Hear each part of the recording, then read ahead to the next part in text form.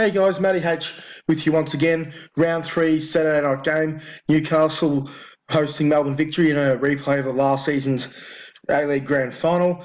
It is the Saturday night big feature game up in Newcastle. Got just under 12,000 people. Let's have a look at the highlights.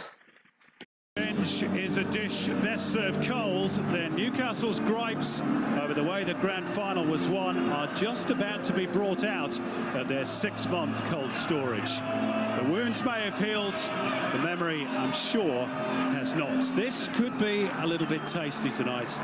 Good touch by Vargas. Petratos, first time ball. Beautifully bent out towards Jair on the left.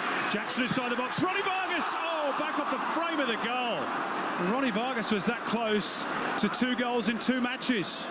Excellent pass to Vargas, who hasn't done much wrong there, to be honest. Slightly leaning back. You think it's a goal for all money. At least that's the view of the Jets fans. It was a little too strong, the central defender. Risky throw out by Moss. Honda was onto it. Here's Jaingan trying to bend it. Good chance that for victory. And from Newcastle's point of view, all of their own making, really. Victory building nicely here. Troisi slides it through. Barbarousis in again, round the goalkeeper, and he scores again. Or does he? Offside flag is up, and victory celebrations are going to be cut short by Ashley Beecham's flag near touchline. Ronnie Vargas finds the gap for Jackson. Good build-up. Dimi Petratos. Well, that would have been a wonderful goal. Just too high. There's Honda. Terry Antonis. Oh, great strike. Terry Antonis. Goals in back-to-back games, and he hit that one like an arrow into the bottom corner.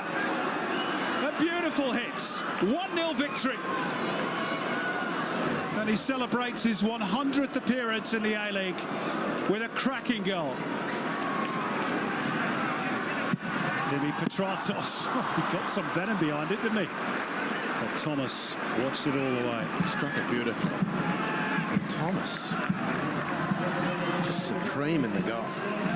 Top of Stanley at the back post. And Shepherd going for it as well. On the volley from Redenton. It's a scramble inside the box. Lashed towards goal by Shepherd. And Broxham gets it out of harm's way. And that is that at McDonald Jones Stadium. A bit of a scramble at the end.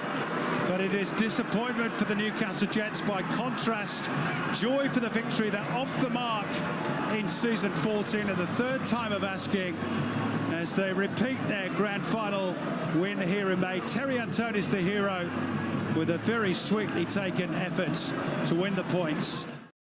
So there you have it, a 1-0 win to Melbourne Victory. First time in a long time they've had back-to-back wins up in Newcastle, and likewise first time that they've had back-to-back clean sheets up in Newcastle in a long time too. Good to see both teams actually having a red-hot crack at it. We'll see the stats in a minute where Newcastle were quite attacking throughout the game.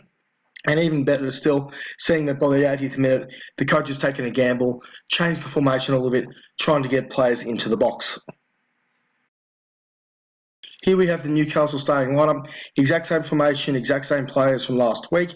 The only difference is that Georgievski has moved from the left back to the right and had Jackson go across as part of that swap. As I was saying, we did see that change at the end where Kantonovski has come on for Georgievski, and they've gone to 3 at the back, trying to get players forward, trying to get more players into the attacking penalty area. We have 2 changes for Melbourne Victory this week.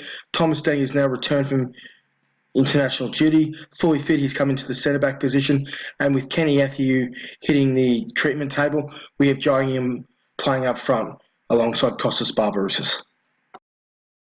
When you compare the highlights to the stats, one of the things that does seem a bit strange initially is the amount of total shots taken by Newcastle. They had so many more than Melbourne Victory. What people do have to remember is that Newcastle actually had the majority of their shots from outside the box, whereas Melbourne Victory were able to get inside the box for their chances. Ordinarily, your shots outside the box, as much as the fact you can score, are low percentage opportunities, and that's where Newcastle needs to find a better way of getting into the box, finding themselves with a much more significant opportunity and an easier opportunity for finishing. On to the two things here for Newcastle tonight. Number one, they need to improve the way they get their final ball into the box. Yes, they're getting the shots, but they're not really making the most of it.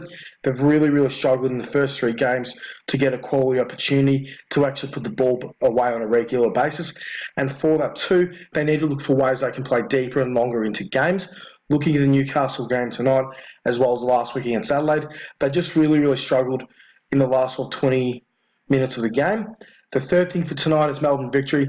Yes, they had Terry O'Tona score, but a lot of their work is really based off the back of Barbarossa. Unfortunately for them, Barbarossa has always been more of a second striker or a winger. And I'm looking at the game tonight just wondering if that is overly sustainable for them to be continually relying on Barbarossa to drive their efforts forward.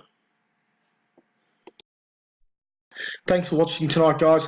More videos to come over the weekend, including the goals of the round on Monday night. You'll have the opportunity to vote there for those. If you want to participate, if you want to get involved, hit the subscribe button to get all the notifications. Matty H saying enjoy until next time.